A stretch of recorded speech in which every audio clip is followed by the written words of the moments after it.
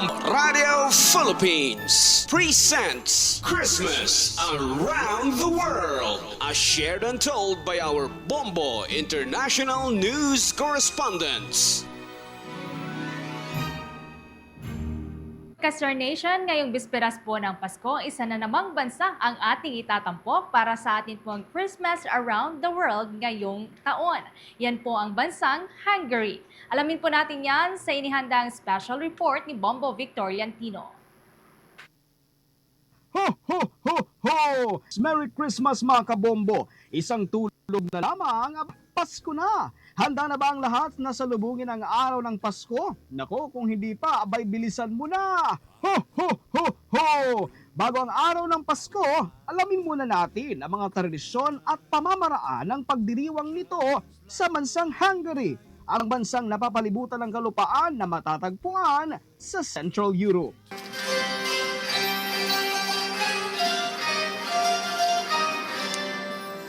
Ito ay may kasalukuyang populasyon na umaabot sa mahigit 9 milyon as of December 18, 2024 batay sa pinakabagong data ng United Nations. Ang populasyon sa naturang bansa ay katumbas ng 0.12% ng kabuang populasyon sa buong mundo. Nangunguna pa rin ang Kristyanismo sa Hungary, katumbas ng 42.5% ng buong populasyon nito, kung saan 29.2% rito ay nagsabing sila ay Romano-Katoliko.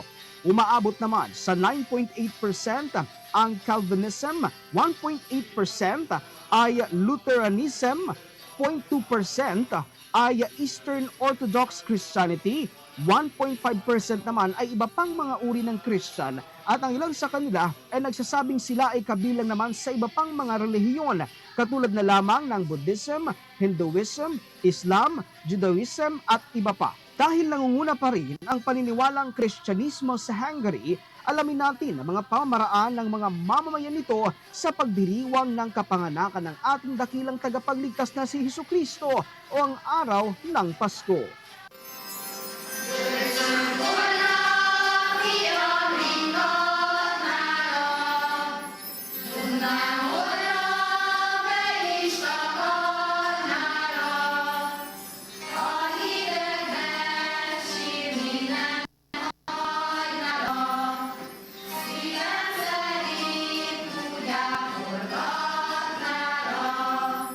Tuwing 24 ng buwan ng Disyembre ay naglalagay ang mga Hungarian ng Christmas tree na may iba't ibang palamuti at mga binabalot na regalo na inilalagay sa ilalim nito. Sa besperas naman ng Pasko o ang araw bago ang Pasko, ang mga bata sa naturang bansa ay naghihintay sa pagdating ni Jesus sa halip na kay Santa Claus. Siyempre, karaniwang inaabangan ng mga bata ay mga regalo. Ang pagbibigay ng regalo ay ginagawa pagkatapos kumain at pagkatapos kumanta ng mga awitin sa paligid ng Christmas tree. Dito po sa Hungary, ang mga unique tradition ng Pasko ng mga locals is we usually prepare Advent candles. And these candles represents like, we have 4 candles in an Advent candle, and we're preparing this as soon as possible before the very first Sunday of Advent. And also we prepare like freshly cut Christmas trees, and we also go for Christmas markets here.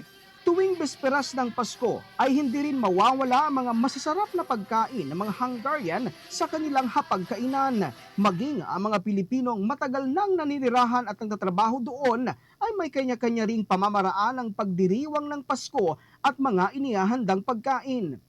Yung mga main dishes namin dito for the season, usually sa mga locals, they are preparing this called stuffed cabbage. Ito po yung fermented cabbage leaves na stuffed with grounded meats and spices.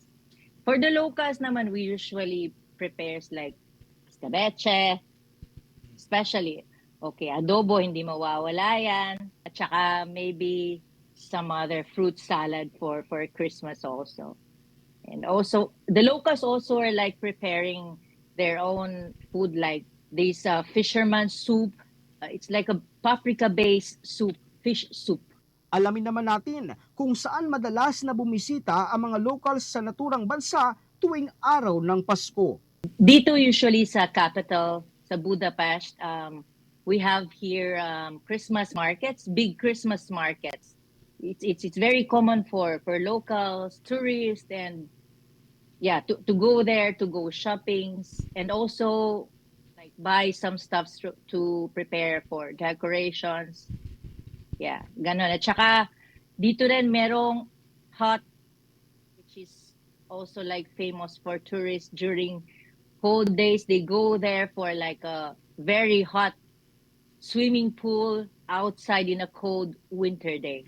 Hindi lang sa Pilipinas mayroong simbang gabi, maging sa Hungary ay nagsasagawa rin sila nito. Ayon kay Bombo International Correspondent Jenny Concepcion Lasco, ang simbang gabi sa Hungary ay kilala sa tawag na rorate. In our country, we do it in the evening, right? Or early morning. Yeah, actually, we call it here rorate. And the masses only happens once per day. And it happens at 6 o'clock in the morning. Yes, we do. We have it in here also.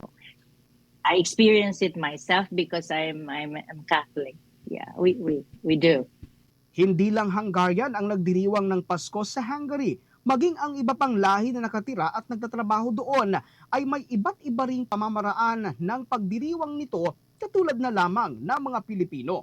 Tuwing Pasko ay nagsasama-sama ang mga Pinoy doon para magkumustahan at magkaroon ng kasiyahan at salo-salo. Yes, actually I knew two community groups here, and yes, we are doing it like gathering each other for like Christmas parties, the community Christmas parties. Yes, they gather, and also we gather. I belong to one community group, and also I knew some other community groups here, and they do it like yearly, as much as possible. Ating palaganapin ang pagmamahalan, pagbibigayan at pagpapatawad para sa bawat isa. Naway magsilbing instrumento si Jesus sa ating buhay para tayo ay guminhawa at makatulong sa ibang taong nangangailangan. Boldog karachon, és kellemes ünnepeket kívánunk! Watch out for another edition of Christmas Around the World. Various celebration of Christmas by different countries. Only heard and seen at Bombo Radio Philippines.